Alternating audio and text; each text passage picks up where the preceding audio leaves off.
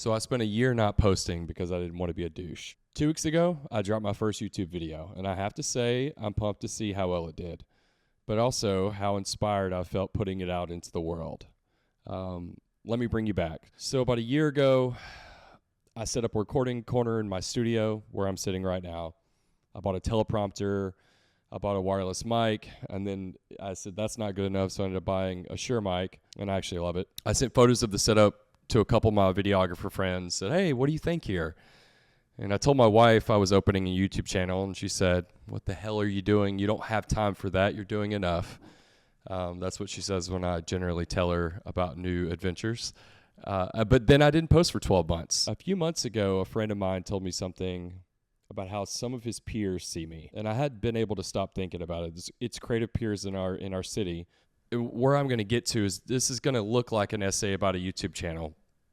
And I'm still finding my footing. My goal is it's an essay about why I think my entire generation, Millennials, the people who remember dial-up, you've got mail, who remember what it's felt like to log on for the first time, to hear that modem sound, right? AIM, what's your AIM username? I mean, that's, we've been getting personal brand wrong for a decade. The kids coming up behind us figured something out we never did. And I had to hear it from one of them before I understood what it was. Stay with me. I promise it may be worth, it may not. We'll see. This has been a bit of an epiphany for me because I wanted to find out why I was struggling to put this out in the world. For most of last year, I was talking to AI almost every day. I don't really type. I use Whisperflow or any kind of voice chat app I can. I talk to it all the time. I talk to it in my car, probably talk to it in the shower. It's constantly, I'm just telling it my to-dos and things I'm working on. I've had friends on road trips with me and literally I've shown them how I use it. And I'm just constantly speaking to it about personal branding, about growth, about what businesses to build, about creative generative images, finance, health, everything. At the time we were building StudioPod, and we still are, but we were really in the depth of building some AI tools, working on the cameras. But in those conversations, over and over and over, when I asked about GTM or marketing, they kept telling me one thing: you need to start a YouTube channel. Why? Because I kept asking it, how do I get the word out about these products I'm building? What I found out at my age and time in my career, I love to build, but marketing is difficult, right? Getting it out there is so difficult. I like to be behind the computer and just build. I'm not the type of guy that wants to say, here's the food I had today. But I'd already started this channel. I just hadn't done anything with it. The channel existed. It was just sitting there. The folders existed with some screen grabs I'd done, some quick outtakes, just to check the lighting to make sure that I liked it. And the most used tool in my life when I'd say, hey, go do deep research on how I can launch this product or get more marketing, kept telling me, hey, go do YouTube, start a channel. And so I told myself the reason I wasn't posting, just like any creative, was the work wasn't good yet. I didn't have good ideas. I didn't have the lighting. It wasn't right. I was being too thoughtful about it. The camera wasn't right. But the part I couldn't say out loud for the first 6 months was this. I'd spent 10 years watching a specific type of person turn themselves into a brand on the internet. And I decided I'd rather not exist online than exist online like that. I'd called it taste. I'd called it restraint. I called it dignity at times, and we all know what I'm talking about. I was right about some of that is what I'm realizing. I was also being something else in the entire process. I was being an avoidant, which is not a good habit of mine, but I'm going to be honest about something. The reason I didn't post for a year wasn't fear of the camera. It wasn't lack of ideas. It wasn't time. The reason I didn't post for a year is I didn't want to be a douche. I've told this to my friends many times. I'm sure some of you can relate. I've said it so many times in my life. I think a lot of people feel the same way. I didn't want to be the morning routine guy.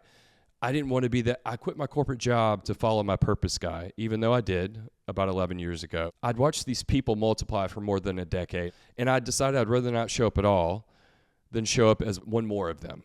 And here's the thing I want to say to anyone who hasn't posted for a year for similar reasons. You aren't wrong.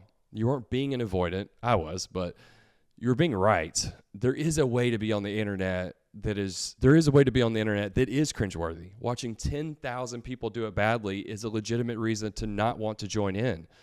But there's a different thing that I figured out a few months ago because of this. So I want to tell you about a friend of mine. His name is Shy. He's a younger photographer I've been mentoring for 7 years. He's incredibly talented, one of the hardest workers that I know. He's became one of my closer friends, which is the thing that happens sometimes when you mentor someone. The mentorship phase ends and the friendship phase begins. And you don't always notice the moment it switches, but then you start looking at their work and how they're working, going, hey, I want to work that hard. I want those jobs. And that's a glorious place to be when it comes to having that be your friend and someone you mentored. But Shai told me about a conversation he'd been having with some of his peers, people in our world, other photographers, other creatives.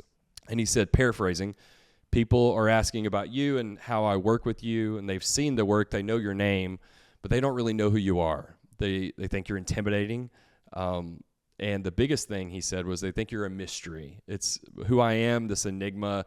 The intimidating part was like, I don't think I'm intimidating. And then he said, but he's one of my best friends. Like, he's just a guy. He's just a normal person. Shai wasn't gossiping. He was listening. He was just reporting back, and I asked him. He was telling me deliberately what people in the world were saying about me. He was giving me information that I couldn't have gotten any other way. And the older guys that I came up with, the photographers I started with 20 years ago, they know me. We came up together. They were there, in 2010. We built it at the same time, but the people who came up just behind me, the ones who started a few years ago after I did, the ones who are old now, this business world now, they've seen the photographs, they've seen the name, but they've never actually been told who the name belongs to in the sense of like what the personality is. I am that mystery. To them, I'm a portfolio without a person, a signature without a face. And what Shai was kind of filling me in on was, because he's my friend and he could see what I couldn't see, that the question mark around me had gotten big enough that people were talking about it and filling him in. They were filling that question mark in with their own guesses, intimidating, mysterious, probably arrogant, probably aloof. My goal is that none of those words are me. But all of those words were doing the work of a person. Like, they were describing me to other people because I had refused to do the work myself, right? I had this YouTube channel. I had an opportunity. The question mark was something I had built, not on purpose, but it was mine. Every photographer who had Googled me and found photos of no person, that was me doing that to them. No personality. I used to take, the first time someone called me intense, I took that as an insult. And I'm 42 now, and I take it as a fact. I am intense. I'm matter of fact, but I do stay in my lane. I know myself. That used to feel like a failure of charisma, and it now feels like a description of my actual personality. And there's nothing to fix there. But here's what I realized. I've been confusing two things. The thing I don't want to be is the hustle guy, the morning routine guy. That's a specific person making specific choices about how to perform online. And I was right not to want to be that person. That's not me. But the thing I'd actually been doing, staying quiet, staying mysterious, letting my work be visible. In my opinion, I felt like I was letting it breathe. But without me being visible, that wasn't restraint. That was hoarding, right? Because a part of how my work is seen in the world is my personality. How I get my work is my personality. So what changed isn't that I figured out how to be on camera, because I have not. What changed is that I figured out that not being on camera was its own kind of being selfish. And the moment Shai told me what people were saying, that I was intimidating, that I was a mystery, I realized something else too, something much bigger. Because the gap between how my own peers know me and how the people who came up just behind me see me isn't a few years thing. It's not I'm older than them thing. It's a different relationship with the internet entirely.